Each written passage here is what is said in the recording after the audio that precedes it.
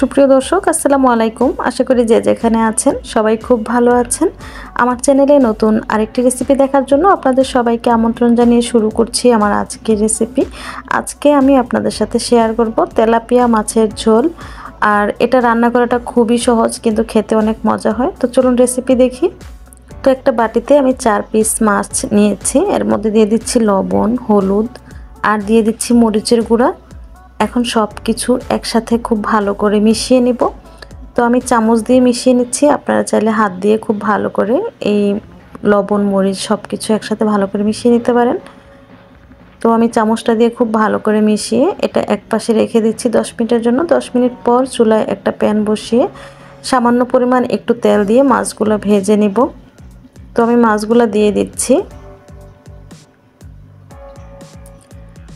মাছের এক পাশ যখন কিছুটা হয়ে যাবে তখন উল্টে দিব।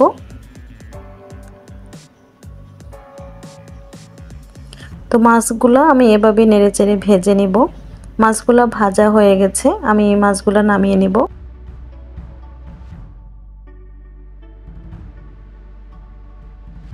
এখন এই প্যানের মধ্যেই আমি দিয়ে দিচ্ছি পেঁয়াজ কুচি। এখানে আমি 1 কাপ পরিমাণ পেঁয়াজ কুচি দিয়েছি। তো পেঁয়াজটা আমি একটু নেড়েচেড়ে ভেজে নিচ্ছি। পেঁয়াজটা যখন একটু নরম হয়ে আসবে তখন এর মধ্যে দিয়ে দিচ্ছি স্বাদ মতো লবণ, দিয়ে দিচ্ছি আদা রসুনের পেস্ট 1 চামচ দিয়েছি, রসুন পেস্ট আর সামান্য একটু দিয়েছি আদার পেস্ট দিয়ে খুব ভালো করে এগুলো ভেজে নেব যাতে কাঁচা গন্ধটা চলে যায়। এখন এর মধ্যে সামান্য একটু পানি দিয়ে তারপর আমি গুঁড়া মশলা অ্যাড করে দিচ্ছি। 1/2 চামচ হলুদের গুঁড়া, 1 চামচ মরিচের গুঁড়া, 1 চামচ ধনিয়ার গুঁড়া, 1 চামচ জিরার গুঁড়া দিয়ে তারপর এগুলো কষিয়ে নেব। তো আমি আবারও একটু পানি দিয়ে তারপর মশলাগুলো খুব ভালো করে কষিয়ে নেব। এখন এই মশলার সাথে আমি একটা টমেটো কিউব সাইজ করে কেটে দিয়ে দিচ্ছি। এখন এই টমেটোটাকে মশলার সাথে খুব ভালো করে কষিয়ে নেব। সব কিছু যখন খুব ভালো করে কষানো হয়ে যাবে এখানে আমি পানি দিয়ে দিচ্ছি পরিমাণ মতো। পানিটা দিয়ে একটু নেড়েচেড়ে তারপর ঢাকনা দিয়ে ঢেকে দিব।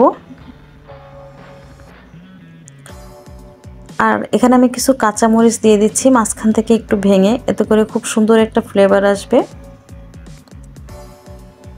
তো যখনই এই ঝোলের মধ্যে বলক চলে আসবে তখন আমি এর মধ্যে দিয়ে দিব মাছ। আমি যে মাছগুলো ভেজে রেখেছি সেই মাছগুলো এখন দিয়ে দিচ্ছি। দিয়ে একটু নেড়েচেড়ে তারপর ঢাকনা দিয়ে ঢেকে দিব।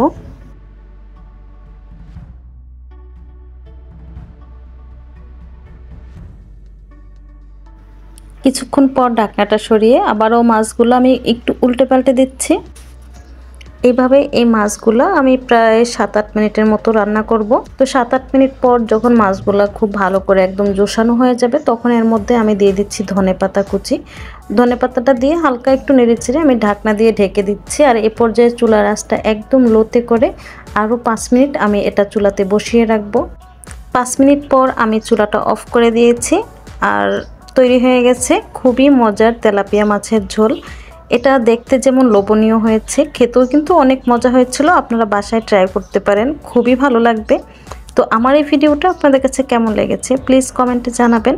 আর রেসিপি ভালো লাগলে লাইক কমেন্ট শেয়ার করে আমার পাশেই থাকবেন আশা করি। আজকের মতো বিদায় নিচ্ছি, আল্লাহ হাফেজ।